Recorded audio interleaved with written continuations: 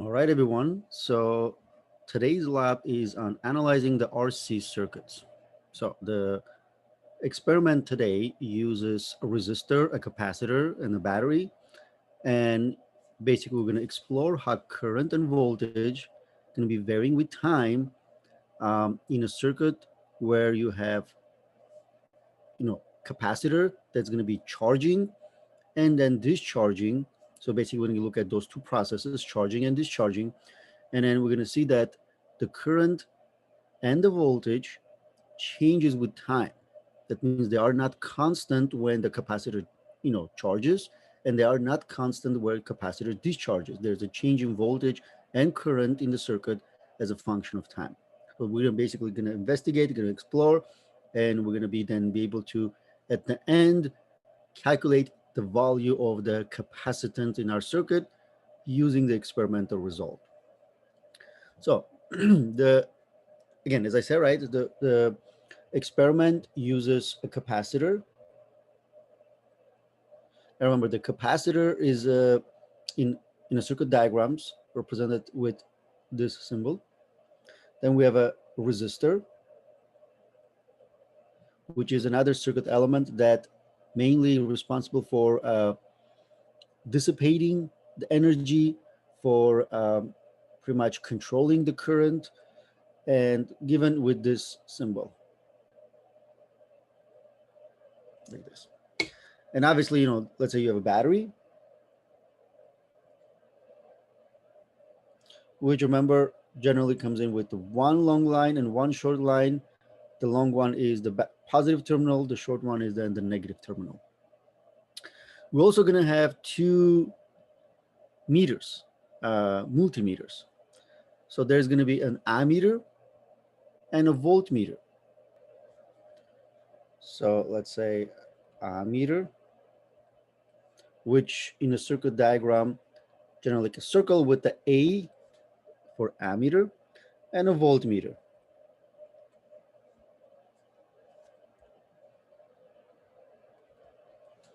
which is like a circle with the V inside. Okay, that means we are using those, and obviously, the wires, right? So we have also wires, which are generally given with the, so like a straight line. They're drawn as a straight line in a circuit diagram. Okay, so now using those circuit diagram, symbols for the devices, so capacitor, resistor, battery. Um, I'm gonna draw a circuit diagram for our particular, let's say, setup.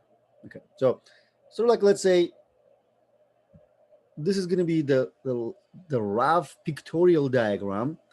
So imagine there's a battery. So let's say B for the battery, and then what we're going to have here is we're going to have a, let's say, positive terminal. Let's say positive terminal for the battery, going to be connected to some, another device, which is then a resistor, and this device going to be then connected to the another one, which is then a capacitor, which then will come back and connect to the negative terminal of the battery. So roughly speaking, that's our, let's say, experimental setup. Now, as I mentioned, we can also have a voltmeter and ammeter. What we do here is we put the ammeter somewhere in the circuit to measure the current. So generally, let's say we can try to put it somewhere over here. Okay, so that's going to be our ammeter. And then we're going to put the voltmeter. By the way, ammeter always in series. That means it's connected next to the, let's say, resistor or capacitor to measure the current going through that. And it detects, measures the volume. Voltmeter is generally a device that measures voltage across something. And we want it to measure voltage across the capacitor. So I'm going to put that, basically, a voltmeter like this connected to the capacitor like that. That means I'm going to connect across the capacitor. Okay. I could have just, also maybe draw it like this. All right. So let's say connect it like this, right? Across the capacitor. But since this point electrically connected to, here, right? Then I mean, I can just draw it like that. Doesn't matter. All right. So again, so this is rough pictorial, representation of our experiment. Now let me do the, the circuit diagram. using the some symbols that we have. The battery is going to be like this. And one thing I also have here is a switch. Okay, and there's a switch here is a device that allows us to uh, basically turn it on and off, just like your light switch.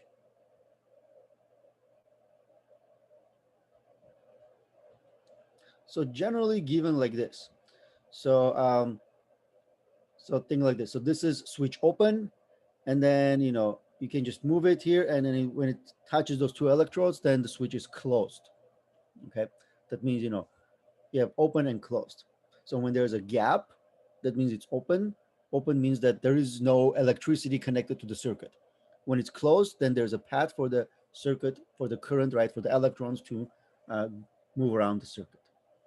All right, so using all that, then let's see what we have. So we're going to start with the battery, with the positive and negative terminals. So let's say here's my battery, and what I'm going to do here is I'm going to have, let's put that maybe here like this. I'm going to put a switch here. I'm going to put a switch here. And there's like a triple switch. So there's another one here. And then my circuit is going to be, so those are wires, right? And there's my resistor. And then here's, I'm going to have my ammeter. Then here I'm going to have my capacitor. All right. And then the capacitor then going to be connected to the battery again. So again, you should be able to see that's pretty much what I have over there, right? So as a pictorial diagram, so the same idea here, just I'm adding switch here, which I forgot about, that, but that's, in terms of like the only thing here is actually is switch. Also, I need to connect voltmeter across the capacitor, right? So this is my resistor, this is my battery, and this is my, capacitor. So then I connect a voltmeter right here, right across the capacitor. That means these 2 points connected to the capacitor, right, 2 ends.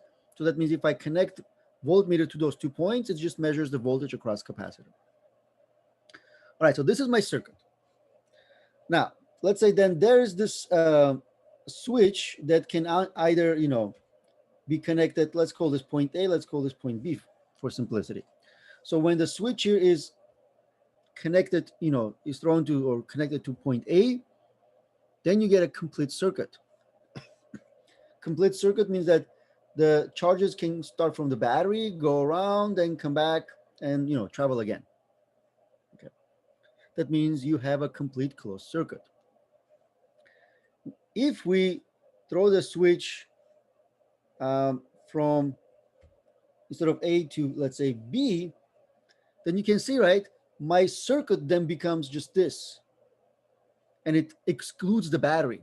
That means we disconnected from the battery now. Okay, so that's kind of like 2 things we're going to be doing, because first we're going to look at the let's say thing like this. First we're going to look at this where switch is connected neither to point A or B, which means that this is the condition that we start with. If you have this, it means the capacitor is not charged. It's basically we start with initially not charged capacitor. Okay. Now, what do we mean, and what are the, let's say, some of those quantities? So let's say when the capacitor, that means you can say like a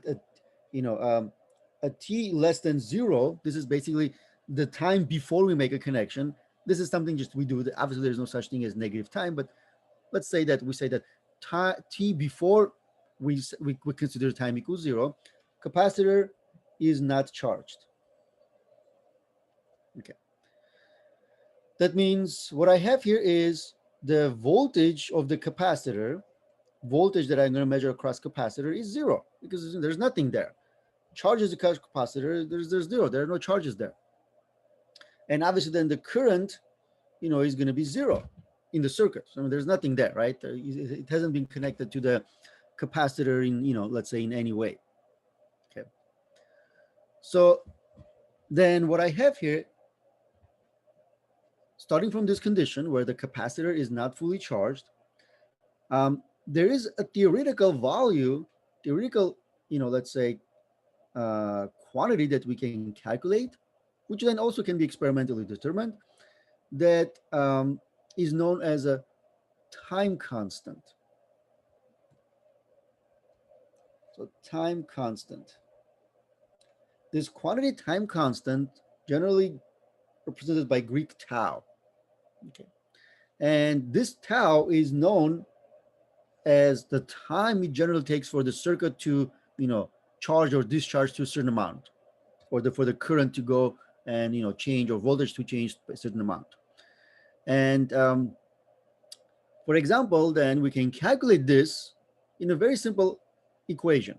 Tau is equal to the value of the resistance times value of the capacitance. Tau has units of seconds. That means the combination of units of capacitance and resistance together combined actually become seconds. Okay.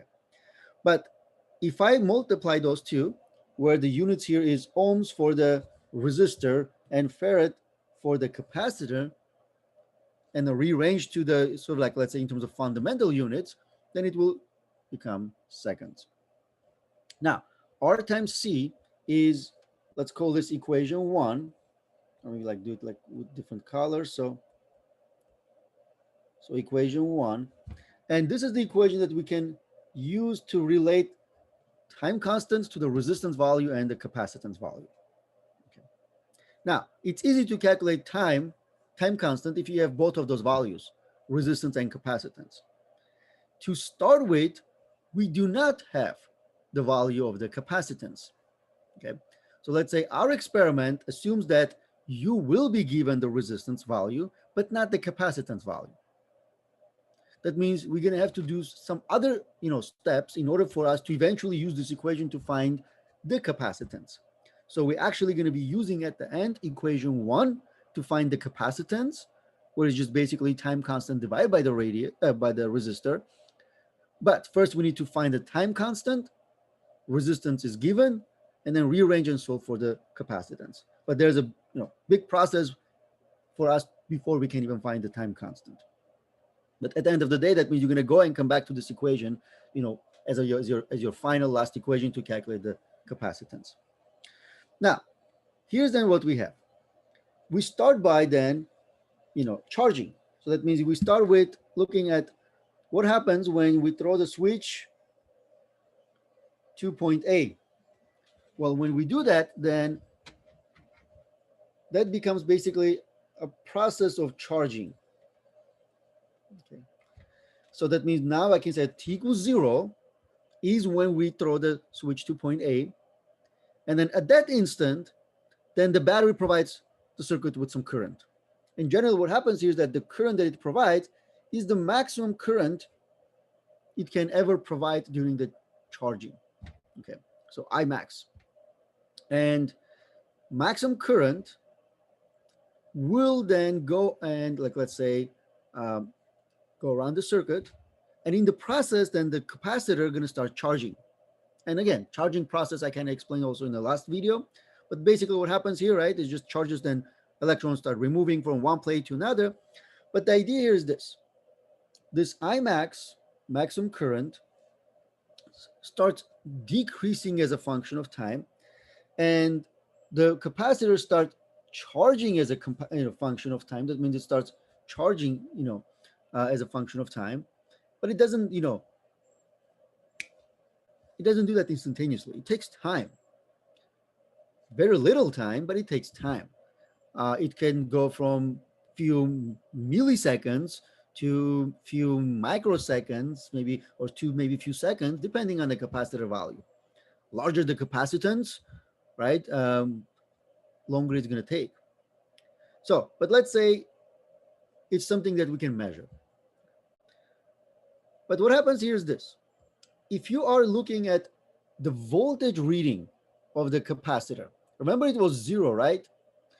As the capacitor starts charging, the voltage going to start increasing. From 0, starts going to increase until, right, when charging is complete, then voltage of the capacitor going to be matching voltage of the battery, which is basically the battery source, right? So I think, put S for the battery source. That means they're going to be exactly the same. Now, when this happens,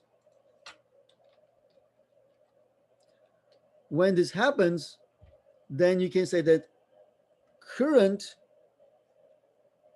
then in the circuit, right, equals to zero. Okay, that means voltage goes from zero to maximum value, which is basically the same as battery. Current then goes from maximum to zero, kind of like they do opposite things. And then we can have a couple of equations where we can see how the voltage changes with time. And this is equals to then the equation basically described as voltage of the source then times 1 minus e to the negative t divided by tau. Let's call this equation 2. So this is the equation 2 in terms of the voltage describes experimentally what happens across the capacitor while it's charging. Now from here you can kind of verify, right? When v equals 0, not when v equals 0, but v when time equals 0 is equals to Vs, which is the battery source, right? Then 1 minus negative when time is 0, so it becomes 0 over tau. Well, this becomes Vs 1 minus, now E, so 0 divided by anything 0, so it becomes 0. And then E to the, negative 0 or E to the 0 is just basically same as 1. So 1 minus 1, you get 0. You can see, right, when t equals 0, your voltage is 0, and then it matches with what we have. Okay. So that means this is some later time t. When the charge complete, voltage increase to the, that value. All right. What we have then from here is this. This equation shows that voltage changes with time. And it's a kind of like exponential change, right?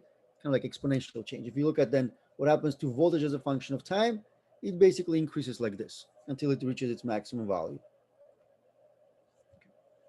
Same way, the current in the circuit measured by ammeter shows a change, but this current as a function of time is, remember it starts from its maximum value at t equals 0, but then it changes with e to the negative t over tau. That means it's exponentially now decreasing. So let's call this equation 3. Okay, so it decreases. So if I look at the graph for the current over time, right, for the charging process, you start with the maximum and it's going to exponentially decrease like that. That means voltage exponentially increases, current exponentially decreases until it's fully charged. When it's fully charged, current in the circuit is 0. Voltage of the capacitor then is same as voltage of the source. Okay. Now, there's also a discharging process. That means, let's say, if we go back and look at the circuit here, now as long as it's connected to point A, the current will be 0 in the circuit, and the capacitor basically will be fully charged. It's going to maintain the same battery voltage, right? Even if I take and remove the switch, right, from point A, it's going to hold on to those values. Okay. But now what happens here is this. I'm going to come back and I'm going to say, all right, so I'm going to take the switch, I'm going to throw it to point B, which, remember, disconnects from the battery. What it means here is then the capacitor, remember, now it has stored energy. Remember, capacitor is a device that stores energy, and it has a potential difference across. So now capacitor is going to start acting like a battery and provide, energy to the circuit, basically to this circuit. But capacitor is not battery. Once the energy dissipated by the resistor, you can't take it back. That means it slowly loses all its energy, loses all its potential and things like that, and become discharged. That means we're going to be looking now at the discharging of the capacitor. Okay, so looking at the discharging of a capacitor, we can say then in terms of some of these equations, let's look at discharge.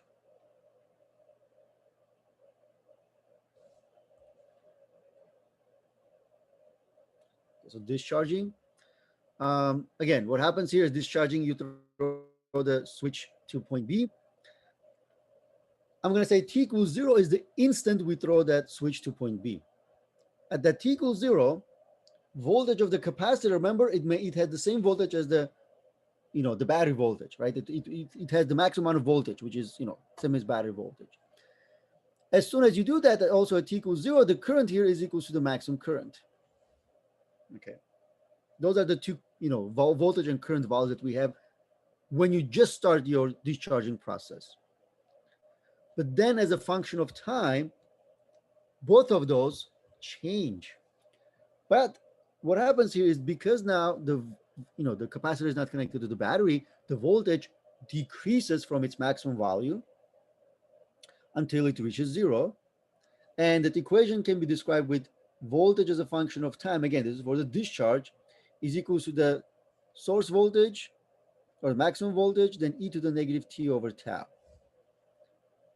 So this is the equation representing the discharge of the capacitor, or the let's say discharge of capacitor process, and it represents how the voltage changes with time. It decreases exponentially from its maximum value, right? It decreases exponentially. Well, same thing happens with the current. Current, which was maximum value to start with, also changes and decreases exponentially, again obeying this equation. Okay. And the same thing, you can in a way say that same graph, current versus time, you kind of get the same thing. Okay.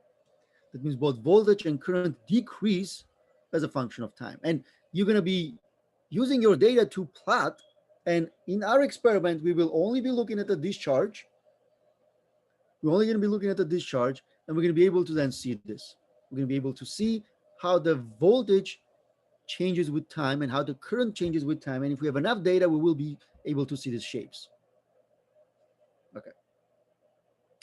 Now, the discharge happens very fast. And what we need to do here is, let's say, get enough data for small time intervals to be able to see the shape. But remember, our goal was to find capacitance. And one equation we had was the tau over the resistance, right? Using this, time constant equation. Resistance value going to be given to you. Tau is the one that we're going to be then finding from the graph. But remember, like, let's say, in terms of, like, let's say, previous labs, right? So generally in terms of getting the experimental data, it's always easier if you have a straight line.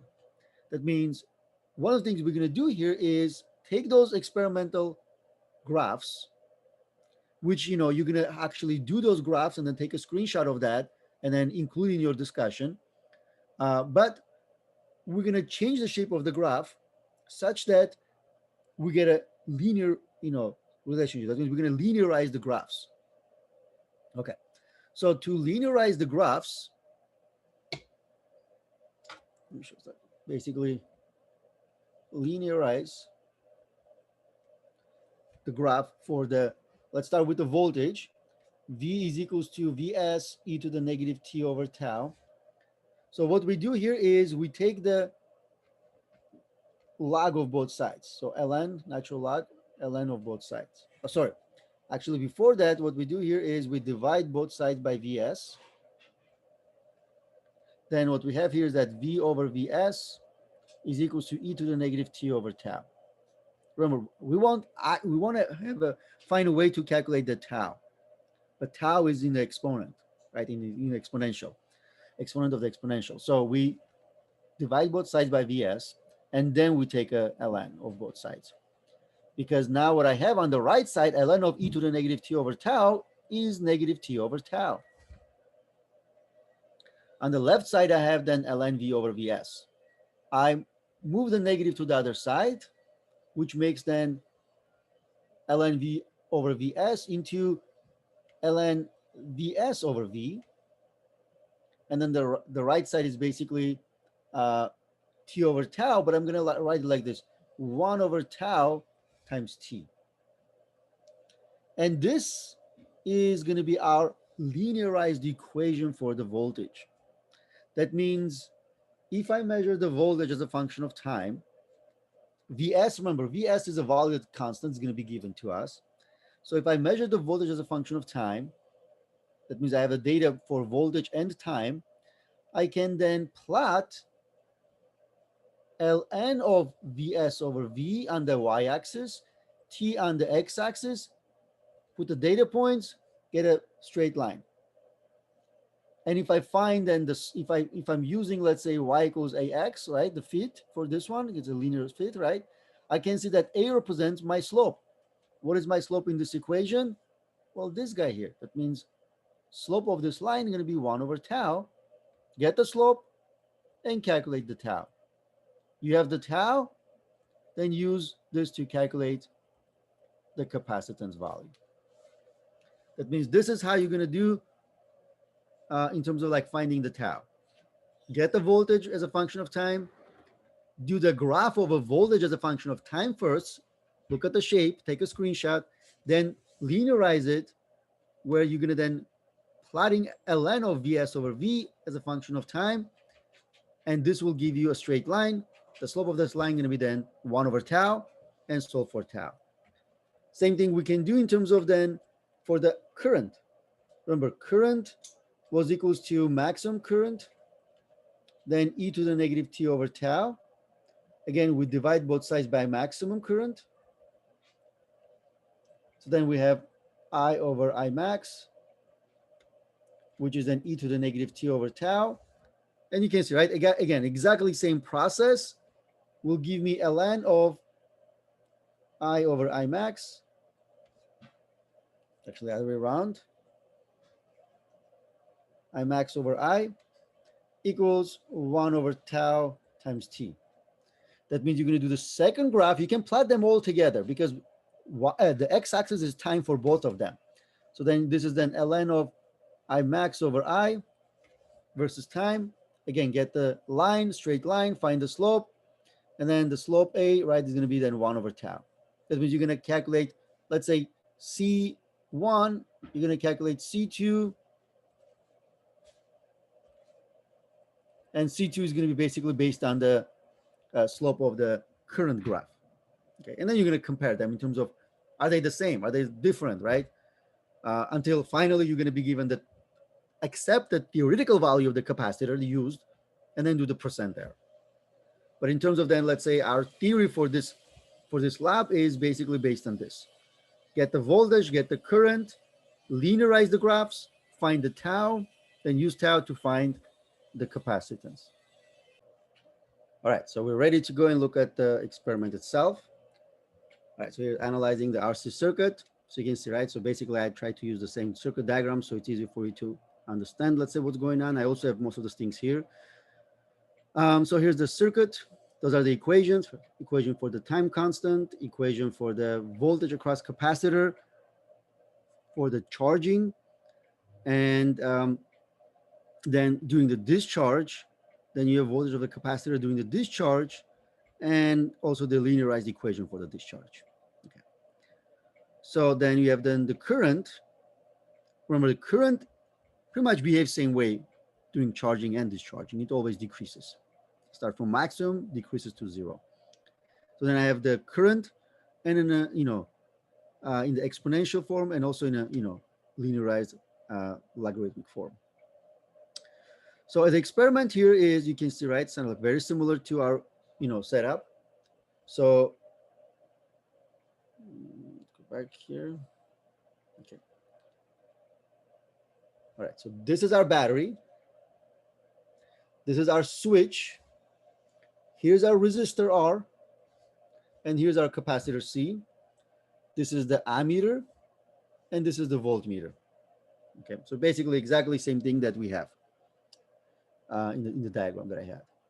That means what I have here is switch. Basically right now can be thrown to the left or to the right. To the left, you can say that this is point A. To the right is then point B. So you can say, okay, point A, then this is maybe like use a different color. Like A and B, right? So again, this is my resistor, this is my ammeter, this is my voltmeter, and this is my capacitor. So, and then let's look at the experiment. See, what you have here, you have options, right? So you have different resistor values. That means that's why I said, right? Resistor values are given to you. So you can choose, let's say resistor values that you want. Okay. Even though it says choose 10K, I mean, feel free to choose, other resistor values if you want. Okay. So, but actually, let me see. I might only have the value for the, no, actually, it doesn't really matter. So you can see, right, capacitor values 1, 2, 3, 4, 5, 6. Feel free to choose any of them. And at the end, right, for part, in the second part, once you do this experiment and like it and go to the next one, I'm going to give you the theoretical values of those capacitors. Which resistor you choose technically is completely arbitrary. Again, so you want to choose 10K, fine. You want to choose something different, be more adventurous, be my guest. All right, so but idea here is this. I'm going to use, like, let's say 4.53 to do the experiment with the capacitor 1. So once I start, see right now the switch, this is, let's say, t less than 0 condition. Then switch going to move to point A. Capacitor is uncharged. You can see the voltage, right? So this is the voltage, which is 0, and look at the current, which is 0. Remember, if you go back to look at the theory lecture, right? That I did just a few minutes ago. Voltage is 0, current is 0 before you even, let's say, charge the capacitor. Then once you charge the capacitor, I mean, you have to throw it to A, right? So you can see, right? Voltage and current, voltage goes to maximum, and current now is 0 again. When the current is 0, that's how you know it's fully charged. But you can see, right? Initially, when you throw this to A, like this, right? See, right away, make contact, see the current is the maximum, and the voltage starts increasing. So, but then the current, look at the current as a function of time, it decreases until it reaches 0, and look at the voltage, it increases until it reaches maximum value. Okay. And then it's going to maintain that until you disconnect, and see, it still maintains the voltage, as I mentioned, right? So once you remove that from point A, it's still going to maintain the same voltage. But once you throw the, switch to point B, then the capacitor starts, dissipating its energy to a resistor. Once you point at point B, the battery is disconnected, and see what happens. Again, voltage, right now decreases to 0, and the current now decreases to 0, which is, different, right? So see, let's say you start with a voltage of maximum 5 volts, but then as soon as you make a connection, see, right at the instant, your current is maximum. But then let's say your voltage, right, starts decreasing, and then the current starts decreasing as a function of time until they're both 0. And this is, you have now a capacitor that is, uncharged again. That means you dissipated all the energy, across your capacitor. Our experiment, we're going to be only doing with the discharge process. That means you're basically going to come, at this point, and, basically start from here. All your measurement will be based on the discharging of the capacitor. And the tools you have here is just a stopwatch, right? So you're going to take a stopwatch, and let's say right now here, the instant, let's say it is touching. All right, so here, set it to 0, let's say, or maybe you think like this. So the instant it's technically the maximum, the current is maximum, right? Reset. Well, the voltage is not maximum here, so.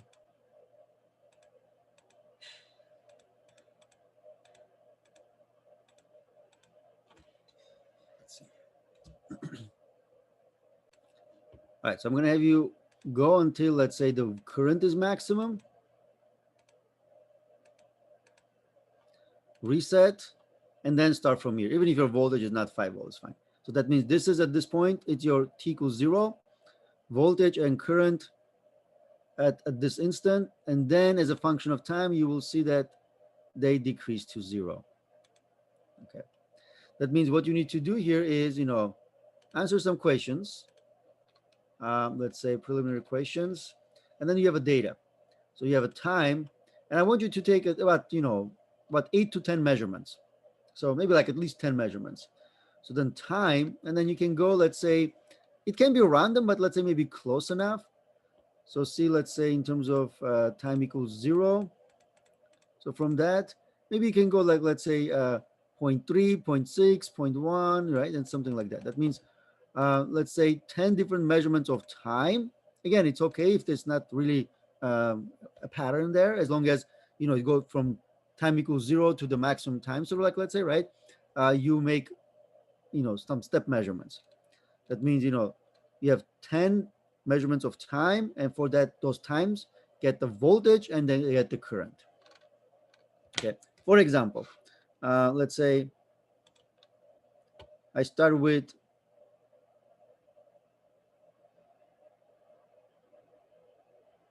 okay, so at 0, 0, I can maybe like do that as a point. The voltage is 2 volts. Current here is 0.6 amps. So I can say when time is 0,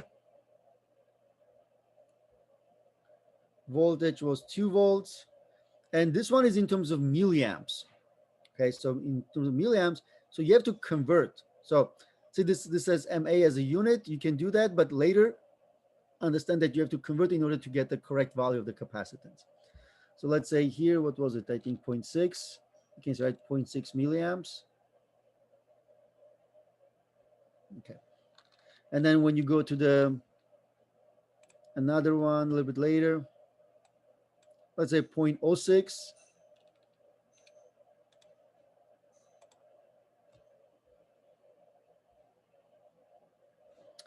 For the time, 0.06 or 667. Actually, I have to be a little more accurate.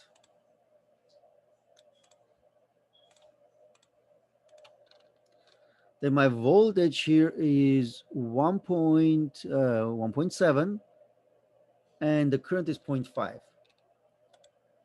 So then this is, let's say, 1.7, and this is 0.5. Okay. And then go and get maybe like, let's say a little bit later, 1. And here I have 1.6 voltage and maybe 0.48, something like that for this. So when this is 1.6 voltage, and this is 0.48. Maybe go then later time to 0.233. Let's say 0.233 for the time. My voltage is now 1.25.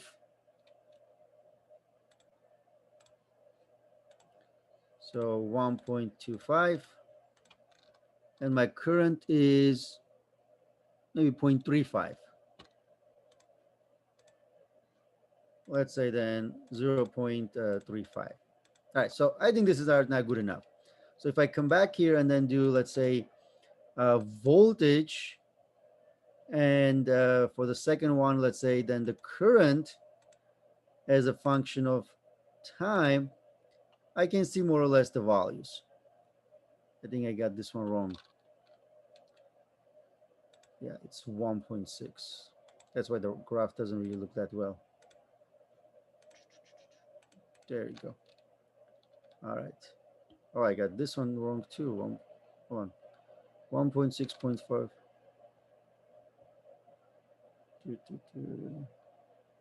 What did I do wrong?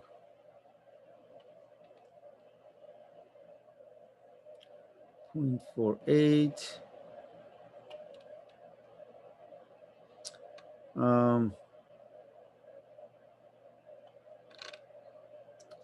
Let's see, I did something wrong over there. Oh, this is, of course, the time is not 1, but it's, 0.1. No wonder. That's the thing. Your graph can, basically tell you if you have a bad data or not. So more or less. So again, I don't have enough, right? You need to have about 10 data points to see in a nice shape, but you can already see it's decreasing, right, as a function of time. So you're going to do that. And then for the linearize, right, just go and choose a formula. where you can say that this is equals to, um, then you have ln. Here's ln. Remember the equation for linearized voltage, for the, in terms of, let's say, you need to find what is that linear voltage. It means ln of Vs over V. So Vs, you can, is basically your starting maximum voltage. And for me, it was, let's say, 2. So you can say that it's ln of 2, then divided by Vc. There we go. And you get that. Because see, if I go and do this in terms of linearized voltage, see, now I have a straight line. Straight line, that means the one that's going to be fitting here is the, linear graph, and then I have my time, time constant over there, and then you can use that to find the time, the time constant from the slope, and then use that to find the capacitance. One, considering that you already, have a resistance value chosen, in the experiment itself, right? Again, you feel free to choose any of those values, but you're going to be using that for the calculation.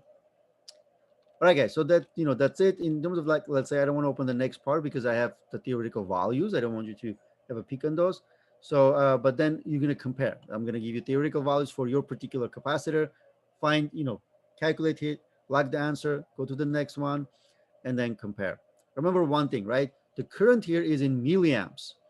That means whenever you are looking at the capacitance, let's say the value that you get from the current versus time graph, you're going to get in terms of the milliamps. One thing, if you want, you can maybe have another column here and say this is the current in amps, which will be then taking the current in amps. And remember, milliamps is 10 to the negative 3, right? So convert it. So where, milliamp is basically 10 to the negative 3. So kind of like, do that in terms of conversion. So that means the value that you get, right, you just divide it by 1000, and you should get then in terms of milliamps. So 0.6 milliamps is 0.0006, amps, and you should use that in order to get the correct time constant, right? Otherwise, you're going to get a really big discrepancy. All right, so that's it for this lab. Feel free to let me know if you have any questions. You have 1 week to work on this.